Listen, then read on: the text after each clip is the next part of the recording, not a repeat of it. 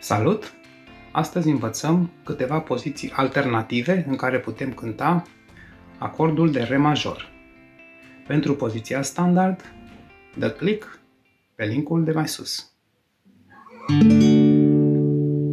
În afară de această poziție, putem lua același acord de Re major, punând degetul 1 pe coarda 1 în poziția 5-a, degetele 3 și 4 pe coarda 3-a și coarda 2-a în poziția 7-a. Ciupim de la coarda a 4-a.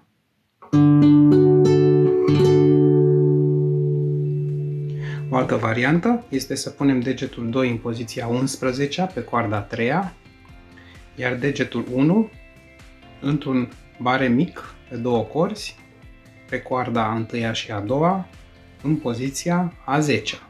La fel, ciupim de primele 4 corzi. Dacă vă e greu să puneți acest bare, practic degetul 1 care apasă pe primele două corzi, putem lua acordul punând degetul 1 pe coarda a 2-a, degetul 2 pe prima coardă și degetul 3 pe coarda a 3-a.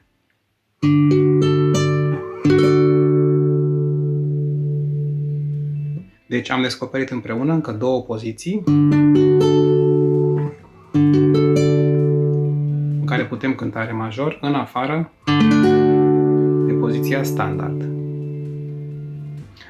Dacă vrem să cântăm un acord de Re major cu bare, putem pune bareul în poziția a 5-a, iar degetele 2, 3 și 4 pe coarda a 4-a, a 3-a și a 2-a în poziția a 7-a.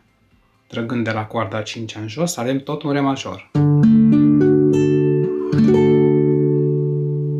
Iată așadar 4 posibilități de a cânta Re major.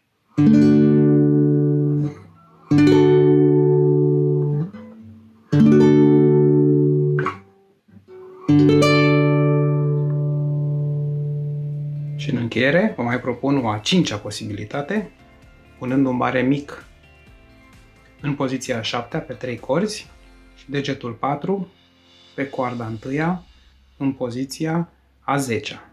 La fel, tot primele 4 corzi.